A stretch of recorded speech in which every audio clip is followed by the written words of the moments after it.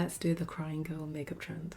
I've been seeing this trend all over social media, so I need to try it because I'm a big crybaby. First, I'm going to go in with this Ren Beauty cream blush and apply that on the bottom of my nose. I'm just going to blend that out with the fluffy eyeshadow brush. And I'm going to add some of it right here. Then I'm going to apply some on the outer corners of my eyes and bring it all the way under your lower lash line. Now I'm going to go in with this Shiseido Plum eyeliner just to create a bit more of like an eye bag right here. And then I'm just going to blend it out.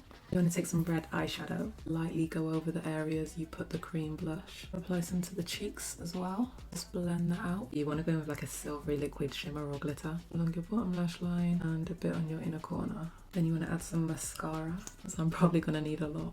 Apply some on your bottom lashes as well. And then you want to take some tweezers and clump your lashes together. And then add some red eyeliner to your waterline. So I lined my lips with a pink liner and then smudged it out. Then I'm going to go in with the liquid lipstick and apply that all over my lips.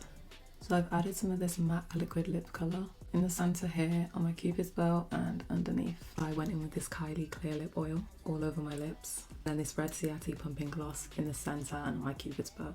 Now I'm going to take this clear MAC lip gloss and I'm going to apply some of it right under my nose. And I'm putting some under my eyes to look like tears. Then I'm going to do the same on the other side. I'm finishing off with a bit of highlight on my cheekbones and my nose. Okay, who's ready to see the end result? Okay guys, here's the end result. Do I look like I've been crying? Honest thoughts, what do you guys think? Comment and let me know, do you guys have a cute cry face or an ugly cry face? Thanks for watching.